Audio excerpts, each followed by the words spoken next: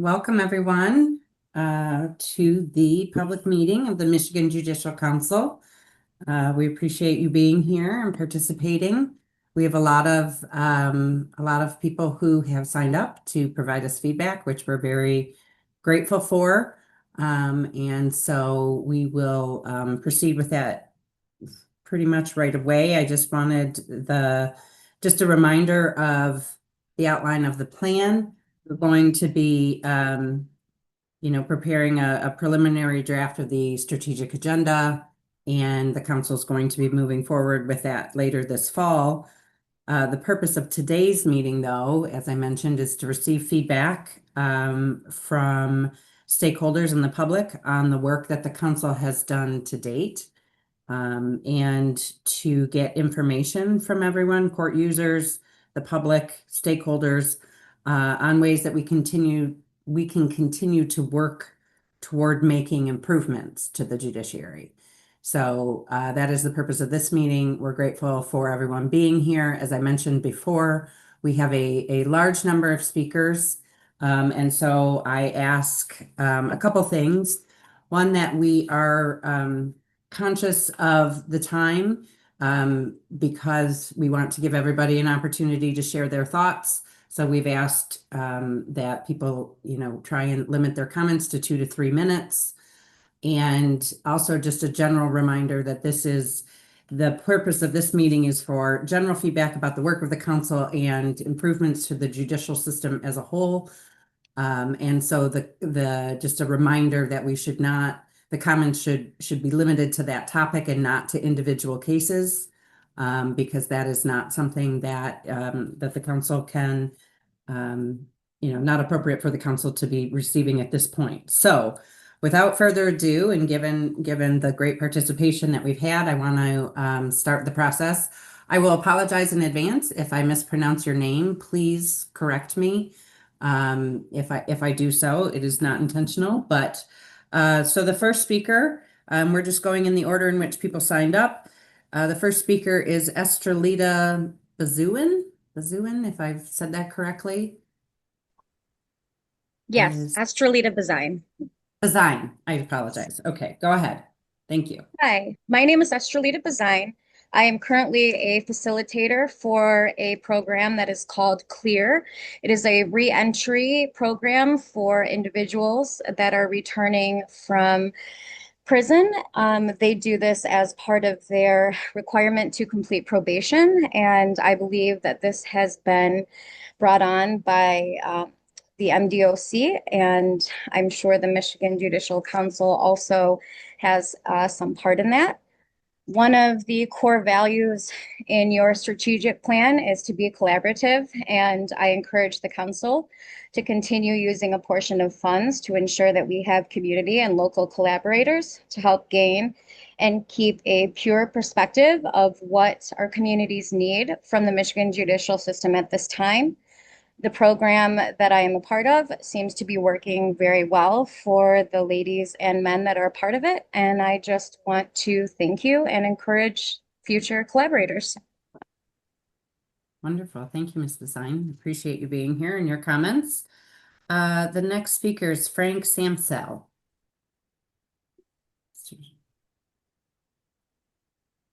That I have listed. I'm not sure if I do not see him. We can circle back. The next speaker is Jonathan Garcia.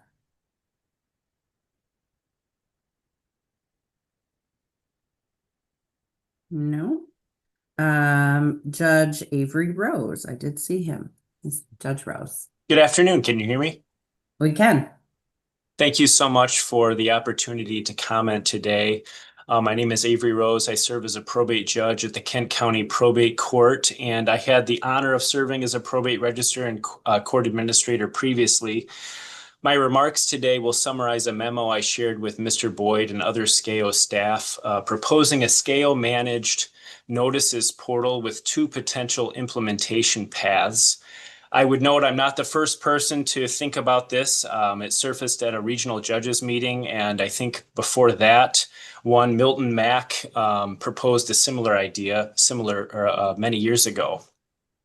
The objective of this project is pretty simple. The idea would be to deliver notice that is truly reasonably calculated to reach people, reduce costs, and make proof of publication seamless for courts. Michigan has already partially modernized how notices are archived. Under an amended MCL 691-1051, notices have to be kept at a statewide repository, which I've called in the memo the publisher's repository. However, under the current law and applicable court rules, the print notice constitutes the legally controlling act of providing notice. And an online error in later archiving that notice after the fact doesn't invalidate the print notice itself. The proof still hinges on a publisher's affidavit. So what my proposal would do is create a SCAO notices portal, a website, and that would fix how notice is provided to the public in the event that someone's whereabouts are unknown. So what would this be concretely? Think of a single public website with a guided form, sort of a TurboTax style wizard for court notices. A user, whether it be court staff or a party or an indigent litigant, would select the case type, enter required fields, and the portal would generate the correct notice text and post it publicly, timestamp and lock the content for an audit trail, issue an automatic confirmation of publication to my file or email if the court does not have my file, and then let the public search by name, county, or case type after the fact. I would envision a website like this could also offer opt-in alerts. So notify me if my name or my business appears, or send me all probate notices in county X. And then, of course, it would permanently retain those notices in a format that people could access later. I propose two paths. Path one is what I've termed the superseding model. Under that path, the SCAO portal itself becomes the legally sufficient method for publication for court-ordered notices, and newspaper publication would cease to exist, for court notices at least. Courts and litigants would post directly to the judicial site, and from there, a SCAO confirmation of publication would replace the publisher's affidavit that proof of notice was given. As outlined in the memo, path one requires a targeted statutory and court rule amendment, but it would yield the clearest due process gains and biggest cost relief for courts. And I would note, and the memo discusses this, but courts are spending tens of thousands of dollars each year in publication fees. Path two would be a compromise. So it's the portal for courts and indigent parties only, and it would be provide notice on a website in addition to or in lieu of publication via newspaper. So the notices portal would still exist. The difference would be after notice is published, it would be forwarded to the repository that's currently set up by the newspapers for search later. With this path, there will be obviously a need to amend court rules. There may also be a need for a statutory fix, and I would respectfully leave that for you to determine. I've outlined that in the memo as well. Why act now? Because I think effective notice is not cosmetic, it's constitutional in nature. Both the Michigan Supreme Court and United States Supreme Court have discussed the importance of due process. And notice lies at the heart of due process, really. In practice, a number of qualified newspapers with very small audiences could qualify. And I do think that this is the next step for our state moving forward. And I'd be available to answer any questions if you have any. Thank you, Judge Rose. I appreciate it. Look forward to your written submission. Next up is Brian Ronald Smith. Mr. Smith, I do not see you on the list. Eric Anderson. Daniel Hammond.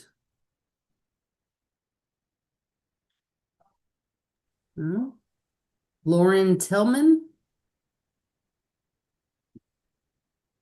Okay. Marguerite Gupta. Is it Marguerite? Margaret? Yeah, it's Marguerite. Marguerite. Okay. Miss Gupta. All right. Thank you for your time for being here. I have a very important matter that I've been working on for 3.5 years, and it's regarding court records that are being altered by with the help of the Zoom hearing platform. I've asked the court, including the Michigan Supreme Court, including sending you notice as a Supreme Court justice, stating that 5 of my Zoom hearing records have been altered by court officers within the 6th Judicial Circuit Court. I did go through the process of asking SCAO to investigate 2 different times.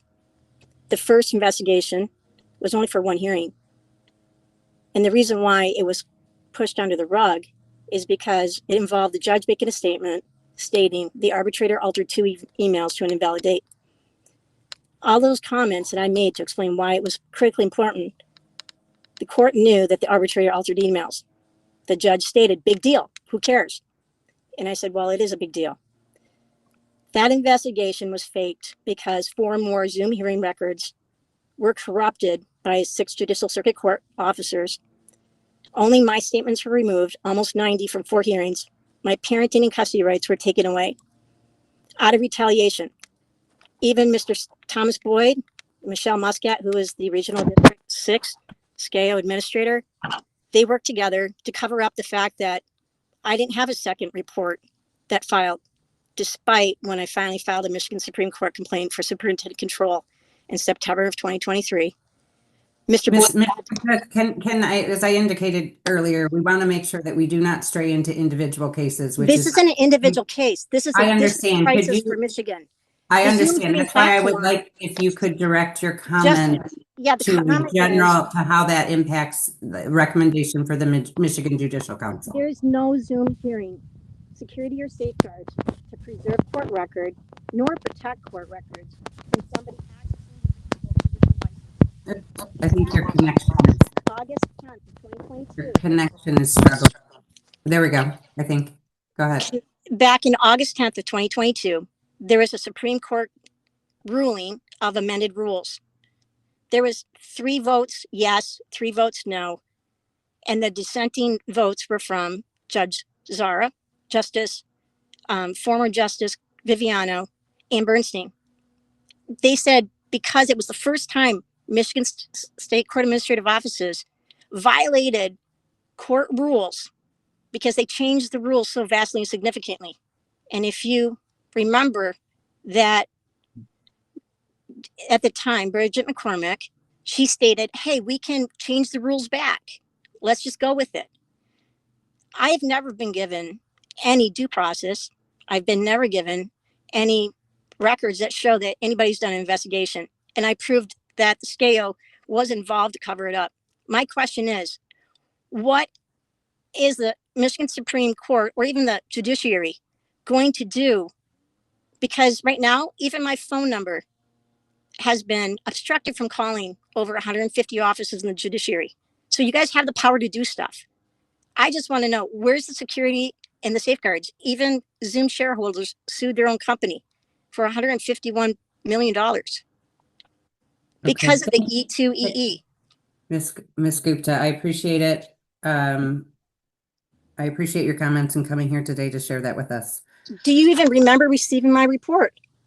Ms. Gupta, this is not the forum for that, but I appreciate it. We are here. This is fraud on the to make sure that court. Everyone has a voice, so This we is are the going highest to move order on to to be- the next speaker, please. This is the highest order. This- Okay. We're going to go on to Suvi Manor, please. Ms. Manor. Hi, good evening. I am here on my dinner break, so I just want to make sure that it is on record that I am representing myself as a voter of Michigan and not my employer.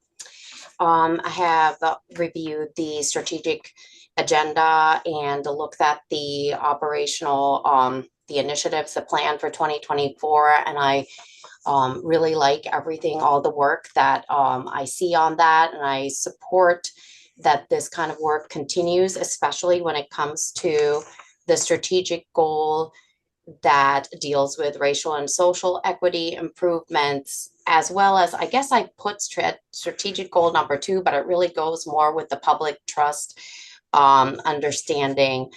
In my community, the big thing is we have a lot of officers who work in the corrections, and their hours are outrageous.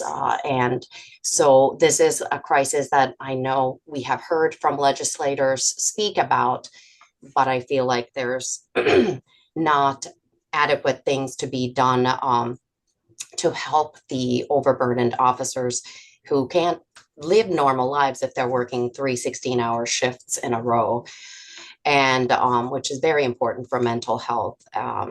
So one of the things that I just suggest to continue with the strategic goal of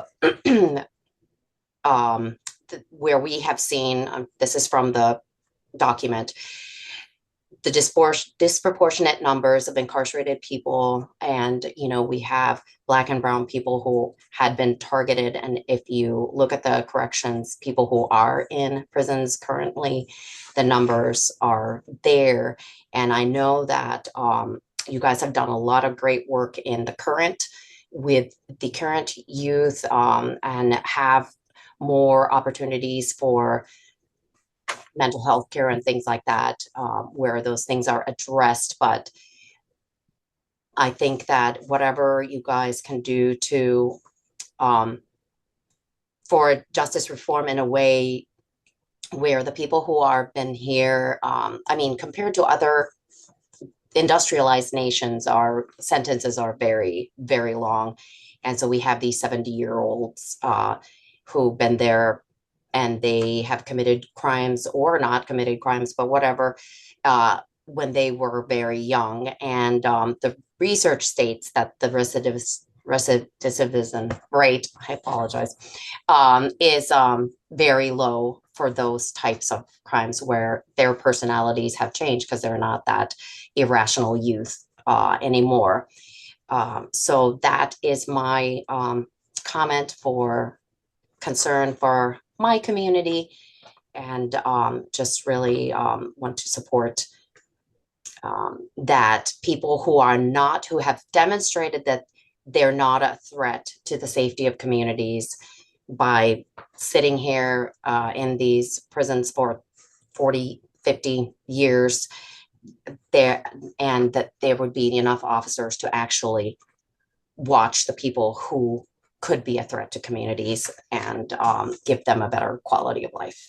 Thank you, Ms. Manner. I appreciate it. The next speaker is Beth Ayers. I do not see Ms. Ayers. Melanie Brialt. Do I see? No. James Gallant. I think I saw Mr. Gallant. You are on mute. Yes, can you hear me now? Yes, we can hear you now. Thank you. All right, thank you very much. My name is James Gallant with the Marquette County Suicide Prevention Coalition. And I hope that the Judicial Council could look into the idea of that to make sure that the judicial branch is providing comprehensive mental health services when that's necessary in these cases, and to rehabilitate people. And under the consistent with the Michigan Mental Health Code, that's MCL 330.1712. And that's the definition of comprehensive mental health services. But my biggest concern here today is the concerns for the collaboration process and the stress related to that for the tens of thousands of people in Michigan that go to these committee meetings every day, and council meetings and commission meetings, and the stress associated with that, with not understanding and knowing what the rules are, and being taken advantage of and being bullied at these meetings because of the rules of procedure are not clear, including the risk for suicide. My friend John Kivela did die by suicide as a member of the House of Representatives in Michigan. And we were working on suicide prevention and the rules of procedure. And in particularly is that you would reconsider and revise the rules of procedure for the judicial branch of the state, and to closer comply with the fundamental principles of parliamentary law, as outlined by the Department of State's Director of Legal Services, Mike Brady, on September 17th, 2020. And I provided those transcripts. And on page 25, he's speaking on behalf of the people of the state of Michigan that amended the Constitution to create the Michigan Independent Citizens Redistricting Commission. And at that meeting, Secretary of State was instructed, and he said that you must follow Robert's Rules of Order under the Michigan Constitution. And he said that a motion in proper second brings the business before the assembly, and then you discuss it, and then you vote it. And that's not happening. There, these commissions and boards all across the state, including the judicial branch, are open in the discussion without a motion. And it's like open-ended, subjectless issues. And then there's a proposal, and then they, just get on with the discussion first. And then just kind of rubber stamp with a vote at the end, which is the opposite of what our Constitution requires. You need a bill before Congress before it's debated. And he also said that every member has a right to a point of order, point of personal privilege, and other points that he made there. It's on page 25 to 28. And it appears the judicial branch, the Judicial Council, has created a monarchy type structure where the chair becomes the consensor and unilaterally decides the issues and amendments without a vote, just upon hearing no objections from the voting members. And this is like kind of like unanimous consent, except for there's no real way to show that anybody actually agrees with the chair if they don't vote. And in Robert's Rules, under unanimous consent, that's page 48, talks about that the chair cannot actually to say that anybody agrees with them because nobody voted yes, and they are more than likely afraid to contest what's going on in order to get along with the group. And this is known to be, and the biggest issue is that the motion is not coming first. Nobody knows that there is no real question before it. So the chair gets to change the direction, gets to stop, gets to amendments all unilaterally. And this is where this no kings debates are coming in, and these protests are coming in. That creates a situation where the chair is the king. All right. Thank you, Mr. Gallant. We have exceeded 3 minutes. I appreciate you being here and offering your comments. Yes, thank you very much. Thank you. Next up is Jody White. Yes, Ms. White. Hi, and I'd like to say hello to Ms. Kavanaugh. You met my husband in 2019. Mr. Boyd and Mr. Nevin, you met us at the Justice for All event in 2020. And Mr. Milton Mack wrote a letter in 2018 about Oakland County Probate Court saying that there's no administrative mismanagement. So I'm respectfully requesting, this is about probate court, that there's more accountability for our unanswered complaints to the Attorney Grievance Commission and Judicial Tenure Commission by creating a citizen oversight board for the JTC and the AGC. Too many bar members are gloating that our complaints are being thrown in the trash. We are asking for access to courtroom video recordings being denied, and that would help us expose the judicial misconduct if we could actually get access to our videos. We are requesting fee caps and perjury charges for any attorneys that charge anywhere between $200 and $500 an hour in probate court to prolong these disputes. And we're asking for judicial accountability. We had, our family, because of the Attorney General, have a criminal conviction. We also have a Court of Appeals judge that ordered our probate court to provide us a jury trial due to his judicial error in 2017. Yet when 2019 came along and was scheduled, it was dismantled because the attorneys that we've paid wanted our family to sign a hold harmless letter to protect this trusted safeguard. So real quickly, I know I'm not going to go into our families, but the White family has trusted the judicial system to uphold Canon 1 and 2, that judicial behavior would benefit the litigants and promote public confidence in judicial integrity. What we expected versus what we received reveals a fundamental breakdown. Since 2012, our estate has been wasted under flawed oversight. A court-appointed attorney ordered to be a tremendous safeguard, that's what the judge said, by a probate judge, instead participated in what a November 2024 criminal jury found to be conducting a criminal enterprise. This is in probate court. The contrast is stark. The Attorney General successfully presented financial records securing a conviction in criminal court, yet for over a decade, the probate court denied our family 2 jury trials, dismissed our multiple petitions to have the trusted fiduciary removed, and even calls in the sheriffs on several occasions to stop our concerns of fraud upon the court from being exposed on the court record. All while, please sit down for this one, over $800,000 in attorney fees has been requested by bar members who work in this probate syndicate regarding the John Sterling White estate. The 882 to be 882,000. When we sought, in closing, when we sought consequences and remedy under the law, I can give you the laws, but I won't because you know them. The probate judge claimed my husband lacked standing. We went to the Court of Appeals just recently on August 29th for help, but one administrative judge allowed our attorney to withdraw without first refunding our $5,000. And instead, she wants to file a motion under seal.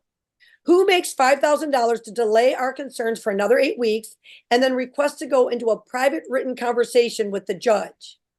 In January 2025, our final asset sold for $250,000 and it remains undistributed as the probate attorneys continue to extract legal fees from what little remains. We have filed a petition for superintending control and we will battle this probate judge again in the Court of Appeals going pro se. But Thank you, Ms. White. when the We guardian of appreciate it. justice becomes its greatest violators, only the justices, you people in elected positions, can restore what Michigan families deserve, a legal system that serves justice and not self-interest. Thank you for. Thank you, Ms. White. Thank you for your time. Thank you. Rosalind Harris is next. Hi, good afternoon. Hi. Okay, so I would like to state that one of my biggest concerns in the Michigan judicial system currently is the lack of uniformity and accountability within the probate courts. It is publicly known that we have probate judges who openly express their discord regarding the legislation. For instance, the current guardianship reform ongoing in Michigan. The laws are not isolated to a county, but are written for the entire state of Michigan. However, we do have probate judges operating in silos.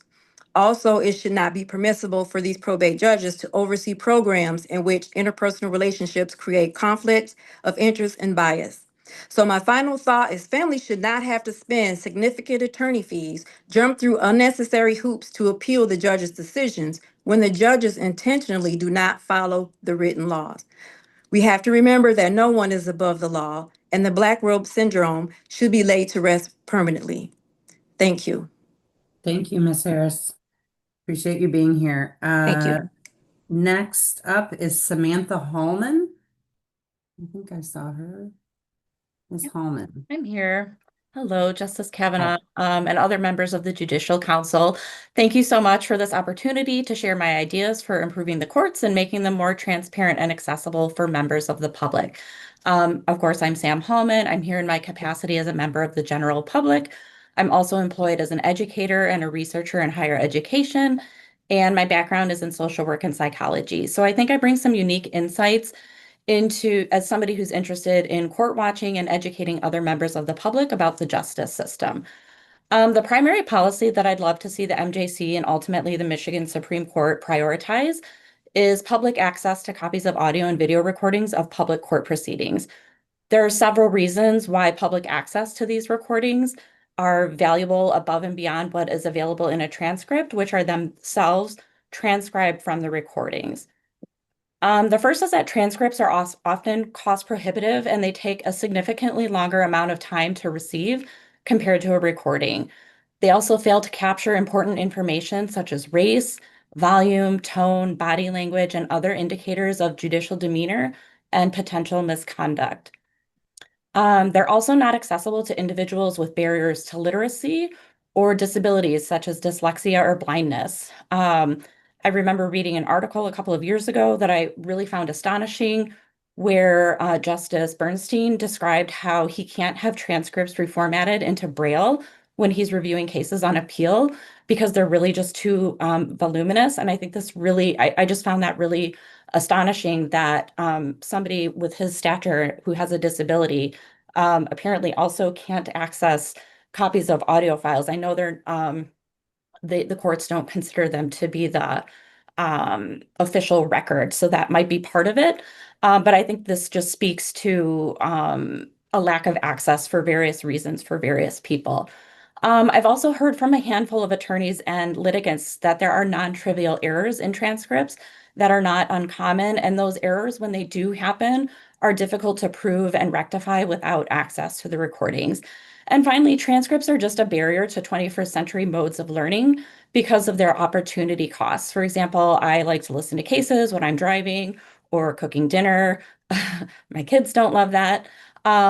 But I do it in the way somebody might listen to an audiobook. And being able to multitask gives individuals more opportunities to be informed. All of the college students I teach, they love having access to information this way. I record all of my lectures for them, and they give me really good feedback because it's super accessible for them when they are trying to balance a lot of different life goals. And so I hope you take that into consideration, and I really appreciate you taking the time to hear me out. Thank you, Ms. Hallman. I appreciate you being here. I think I maybe unintentionally skipped, although I see it, Rita Williams. I think I see here, Miss Williams. Hi there. Hi. Hey, good afternoon, Justice Kavanaugh and members of the council. It's an absolute honor to be here. My name is Rita Williams, and I'm the editor of an independent investigative news desk called Clutch Justice. I'm probably better known as a fierce advocate for restorative justice and accountability in Michigan courts. So I want to speak today about the urgent need for transparency in Michigan's judicial system. First, reform cannot happen without hard data. For too long, Michigan has resisted publishing comprehensive statistics on judicial discipline, case outcomes, and sentencing disparities. Without that information, the public is asked to trust a system that will often shield itself from scrutiny. And we cannot hold judges accountable if the truth remains hidden in sealed files and incomplete reports. Second, this year we've seen a noticeable increase in public complaints filed with the Judicial Tenure Commission. I do not believe that rise is a coincidence. I believe that it reflects a public losing confidence in its judges, and each complaint represents a citizen, a family, or an attorney who feels that the system has failed them. We need transparency in how these complaints are processed and real accountability for misconduct on the bench. Third, video recordings of court proceedings, to echo what Dr. Hallman said, must become the standard. They're not a luxury. Michigan residents deserve to see and hear what happens in their courts without having to take off time for work or paying for expensive transcripts or fighting for restricted access. Public video access would shine a light on misconduct and strengthen trust in the courts. And finally, my hope is that transparency becomes more than a slogan. True reform means open data dashboards, accessible recordings, plain language explanations of court processes. People should not need a lawyer just to understand how their own rights or the court system functions. In closing, Michigan courts cannot continue to operate in the shadows. Rising complaints, closed door practices, and a lack of public data all point to one truth: transparency should be the reform. And until video, data, and accountability are prioritized, the promise of justice in Michigan may be unfulfilled. Thank you. Thank you, Ms. Williams.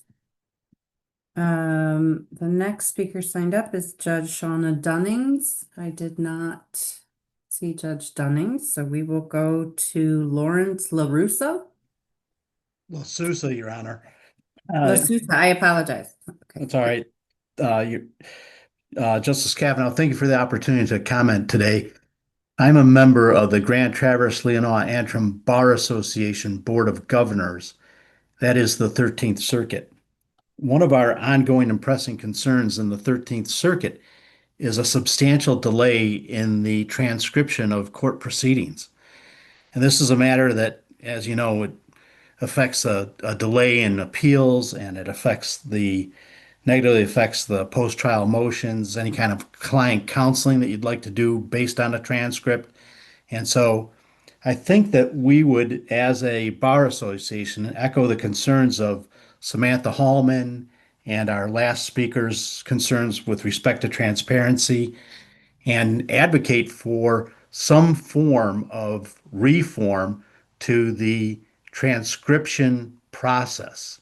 And we'd look to utilizing as much technology as is available today for transcription, or a relaxation of the transcription rules, in order to effectuate better transparency and better recording of these judicial proceedings. So I'm asking, what can we, as either members of the State Bar of Michigan or members of the Grand Traverse Leelanau Antrim Bar Association, do to help either A, cure the backlog of transcriptions or advance the use of technology for expediting the transcription of court proceedings. Thank you, Mr. Lasutsa. Appreciate that. The next up is Andrea Aho. I did not see her. Next up is Agnes Jury. No. Jack Michaels. No. That's John Mitchell. John Mitchell is Jack Michaels. John, you're on. Hello. Hello. Hi, Mr. Mitchell. Oh, you're on mute, I think.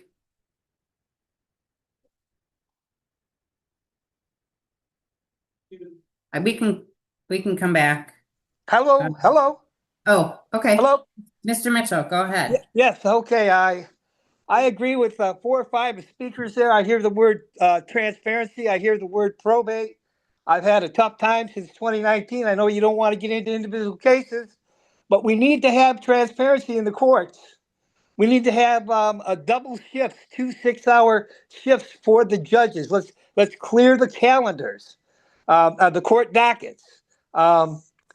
Judges, when they retire at the age of 70, that's it. You're out of there. You don't come back for substitutions. I had Judge Viviano, 89 years old, here in my accounting on my mom's probate court. And he just blew me off. He didn't even swear me in. Raise your right hand. Like, that really makes a difference. Come on now. If you're a liar, you're still going to lie whether you raise your right hand or not. So I'm really disappointed. I've been involved with the probate court, the circuit court, the district court. I don't think anybody should be arrested if you don't send out a notice to that person's home. That was another issue. Notice. I've been arrested 2 times by a bad neighbor who never showed up in court, made false allegations against me. I'm a good citizen. I took the past 20 years and was a caregiver to both my aunt and my mother until they got their wings at no charge, which demolished my ongoing Social Security. I'll be 70 at the end of the month. When I was jailed, the jailer said, "What are you in here for? You're too old to be arrested." And I told him assault and battery, and he says, "You can't even walk." So, the frustration around the courts and the no confidence in the courts and the self-dealings in the court. When you go to court as a citizen, as a voter, you are a visitor and they are the home team. This is where they hang out. They all know each other. And there's a wink and a nod going on in some of these courts with some of these judges and some of these lawyers. My mother got charged $1,700 for the year for the conservator to go to the mailbox. Who protects us from the court? Okay? Thank you, Mr. Mitchell, for being here. Next is Chuck Warpahowski. Am I saying that correctly? You got it right. Thank you, Justice Kavanaugh. Thank you. Good afternoon. Thank you, Justice Kavanaugh, Justice Welch, and the others for the chance to speak today. My name is Chuck Warpahowski. I serve as the Program Director for the Michigan Collaborative to End Mass Incarceration. We are a network of over 120 advocacy organizations, direct service providers, faith-based groups, educators, businesses, and others who believe that we can reduce incarceration while improving public safety by preventing unnecessary incarceration, ending over-sentencing, improving access to rehabilitative services, and strengthening reentry. Thank you for the chance to speak to the upcoming strategic plan. I have just a couple of quick points to make. First, as was indicated in the current strategic plan, we encourage the court to continue to work on the court funding mechanism and to end the reliance of the courts on fees, fines, and forfeitures for funding the courts. We're grateful for the work that you've done on this so far, and there's a lot more to do, right? We know that poverty is in itself criminogenic. Many of the people who are before the courts are already economically precarious. And so when the courts are being funded by fees and fines on people who are already in poverty, it creates a cycle of violence and crime by putting people into even more depths of despair, and desperation and poverty. We need to do better. Second, as many speakers have said, we encourage the courts to continue the efforts to improve records and data transparency. We're grateful for the work Mr. Boyd has been doing with many of the courts to do this, and we hope that that work carries on. Several of the speakers have talked about a desire to see video court records shared more publicly. We support the goal of transparency, but we would also ask that any efforts to do so include broad stakeholder involvement that includes defense attorneys, formerly incarcerated people, and other stakeholders. While there is definitely a public interest in court transparency, there is also a risk that a court video from 20 years ago when somebody was at their lowest may have an enduring negative effect after somebody's gone through a rehabilitative and transformational process later on, and could also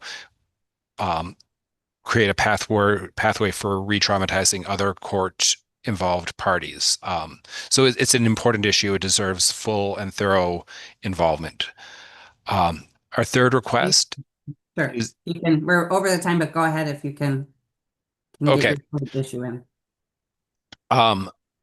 Third, expand access to court attendance by notification so that we have less reliance on bench warrants for people not to apply. When I sign up for a dentist appointment, they send me texts. So let's work on making sure that we're supporting people to apply and attend in the first place rather than punishing them at the end. And then finally, we ask that you look at efforts to address court rules to end the trial penalty, so there's not such a great disparity between a plea deal that's offered and a final sentence that can have a coercive effect on how justice is carried out. Thank you very much for your comments. I appreciate you being here. Greg Atkins. Yes, Your Honor. I want to say that this is probably the fourth time in about the last 4 or 5 years that I have spoken in front of some type of judicial commission or panel, starting with the Senate Judiciary Committee 4 or 5 years ago, with Jody White accompanying me and a couple other women that she was acquainted with, and spoken about the need for we citizens who go to courts for different proceedings to have access to our video and audio recordings. You've had 6 or 7 people speak about this now in the last 30 minutes. The equipment for recording that is used in courts across the country was installed, as I understand it, back in the early 2000s after 9/11 as a result of Homeland Security acts that had that equipment put in at the taxpayer's expense, and it's been used since then for 20 years or more routinely in the nation's courts. But Michigan still doesn't give us access. We have, and we're the only state in the 6th district, from what I understand, and this is according to research that Samantha Hallman did 2 or 3 years ago, I believe. We're the only one state in the 6th district that doesn't have provisions to give citizens, to allow them access to their video and audio recordings, at least in many of their courts. It should be provided for a nominal fee. It shouldn't be a big money maker. They should be available on on DVD or thumb drive for $5 or $10. I believe the judicial tenure, or not the State Bar Association, who we also spoke with months ago, recommended $10 in something they wrote when they were looking into having the recordings made available, and it was something like 30 years ago that they had this discussion, and it's never been done. Senator Runstead talked to me about how when he spoke with different judges about this matter, they openly told him, one after another, they didn't want these recordings released because, quote, we don't want to look bad. Well, if they would follow the court rules and the procedures and not obviously do things that are improper and violating the rights of people in their courts, sometimes just breaking the law, then they wouldn't have to worry about looking bad. We need something that can prove when we've been mistreated and mishandled by judges who more often than not would know that what they're doing is improper and they simply don't want a spotlight on it. It's not right. It's not justice. It's not justice. And it's not something we should continue to have to tolerate. We have the right to this. We're not asking for anything miraculous. We're just asking to be given access to correct information, factual video and audio evidence of how our cases were handled by whatever judge at hand. It's long overdue. As far as I'm concerned, a change should be implemented this week. Okay.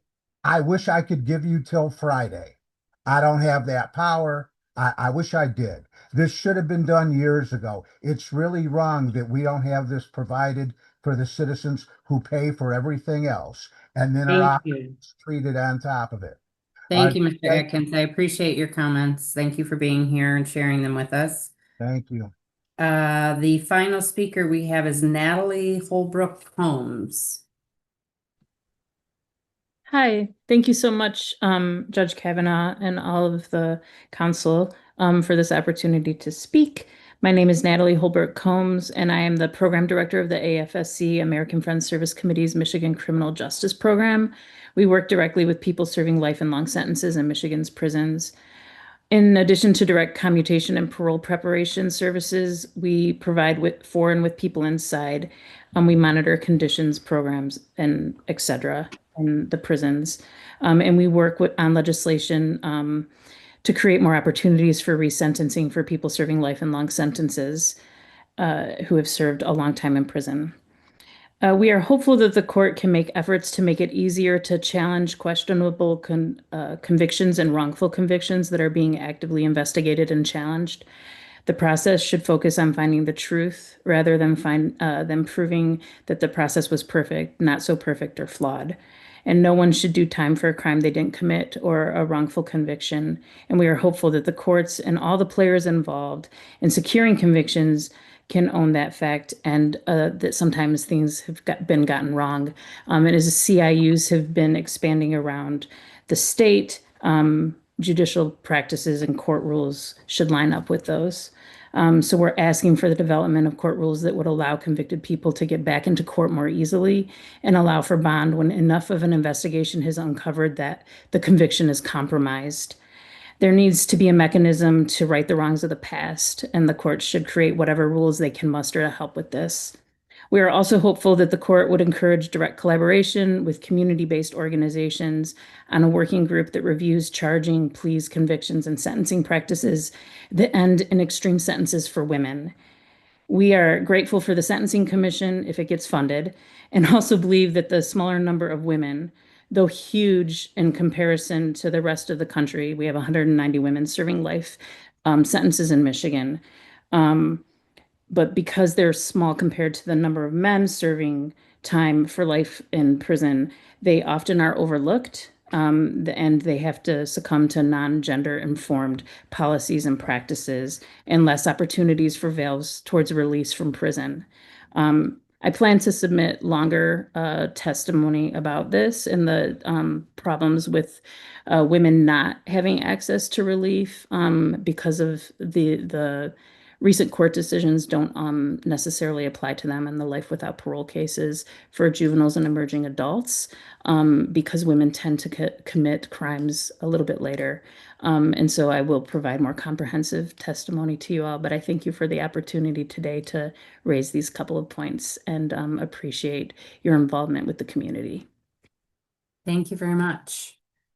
I believe that is the last of our speakers. Thank you, as I said before, for being here and contributing to this. There are written comments that have been submitted as well, and the council will receive those and review them as well. And that concludes the meeting. The council will be meeting again next week to discuss the final product of the alternative funding for trial courts work group. And that will conclude our hearing. Thank you again to everyone for being here and for members of the council for participating. Thank you.